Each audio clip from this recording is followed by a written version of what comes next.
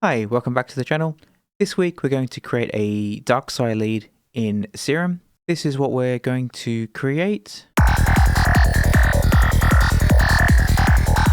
So obviously it's that lead on top, this one in isolation.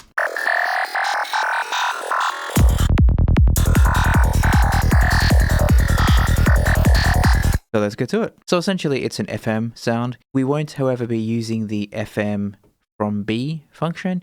We'll be using the LFO to modulate pitch. So we need to then obviously put the LFO on pitch, turn it all the way up. We will probably add a macro to that later. So now we have something like this. Now there are two ways for the next step. We can work out what frequency we're in for the track. This is in E, and then we can go to the note frequency chart and select the frequency. So here we want 41.2, and we can put in, take off the BPM, and we type in 41.2, and now we have the LFO modulating at 41.2 Hertz in key with the track. Obviously that's a bit too extreme though, because we have the full parameter. So we'll take the bass range up and listen to taste. So that sounds quite good. The problem with this method though is that I don't think it's very flexible. We need to constantly refer back to that note frequency chart every time we do a new track. So instead of doing that, I just prefer to go put BPM back on and go 1/64th. In terms of the audible difference, we have this when it's tuned to Hertz, or when we have it on BPM, we have this.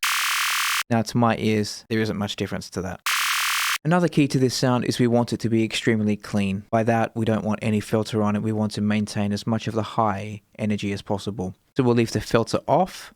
Let's now add a macro to the coarse pitch, like I said at the start, macro 1. And now we can choose the depth that this modulates to.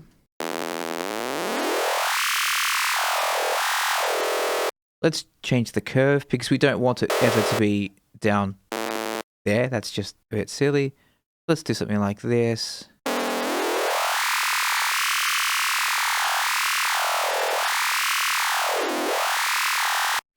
Now, if we play with these nodes here, you will hear the sound get darker as we go down and then brighter as we go up.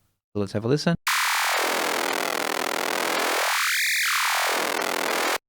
That's because the modulation depth of the pitch is going from a much wider range. So we never really want it to go down that low. We always want it to be up quite high like this. By modulating that, that's going to create quite a nice variation in the sound. Let's right click and do modulate Y, LFO bus, put it on note on random 1. And then we do the same for LFO 2, or node 2 I should say. Let's put it on the same bus. And now they move simultaneously with note on random. Let's have a listen. So I'm playing 16ths. So every 16th it moves in the depth of little grayed out shaded depth there. That's a bit too extreme. We don't want it to go all the way up because it just sounds horrible right at the very top. And conversely down at 50%, it also sounds quite nasty as well. So let's turn the depth down to taste. That sounds quite good. Now we may not want that all the way on. So let's add a macro to that, macro 2. And now with the macro at 0 and we play it back, we won't hear any modulation. And now move the macro up, we'll hear the full modulation. Call that one note on FM.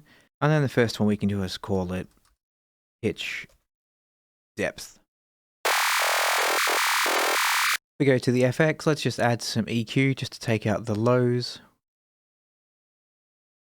Bit of distortion while we're here as well.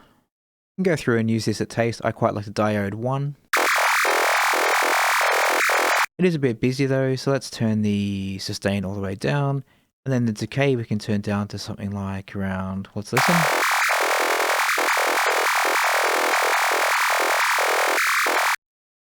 We don't want it percussive, but we also don't want it blasting the full 16th also.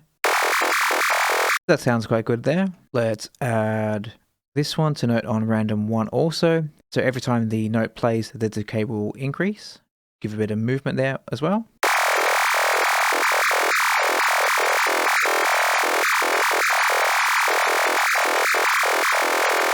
think we still need some more variation in the notes. So let's go to the filter. I did say before we're not using a filter. By that I mean a conventional, low pass or band pass or high pass. I'm using a filter in this context as more as of an effect filter. I quite like the combs for this.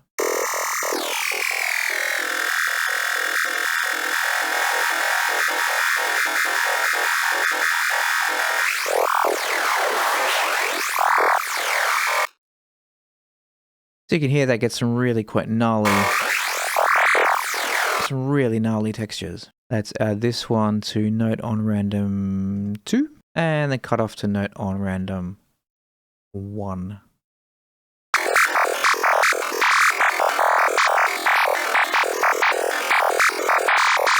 Currently we're just playing a saw. I prefer the sine. I think the sine's just a bit cleaner. It's up to your ears though, it's up to what you prefer. Let's have a listen to the sine. Well, let's give a bit of flexibility there. Well, let's audition them and see what we like. So I quite like that. That's okay. That's nice.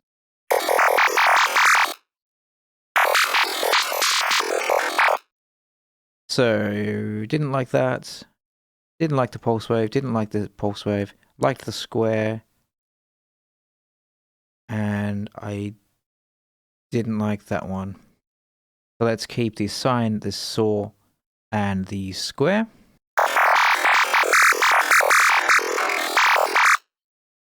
Now we can do a morph table, crossfade between those. Nice. Now let's add the wavetable position to note on random 2.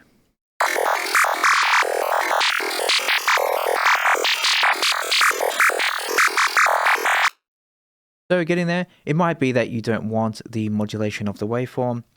So let's do wave table. And then the modulation of the wavetable position we can do with macro 3. So now when it's all the way down, we will hear a sine. We can change that to a saw or to a square based on preference, or we can turn the wavetable up to get the modulation, or somewhere in the middle.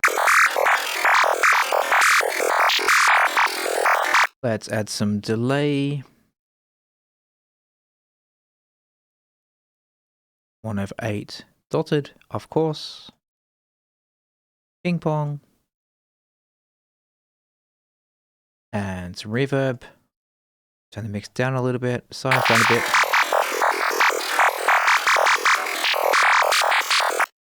And then maybe some phaser.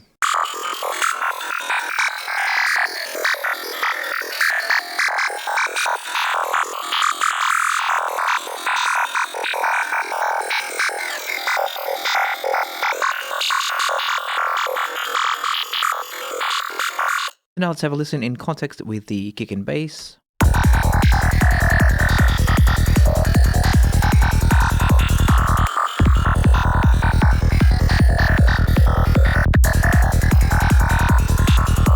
Quite nice, I think. So there you go, it's quite simple. As I said, it's all just in the modulation of the pitch, and then it's just note on randoms to spice it up a bit.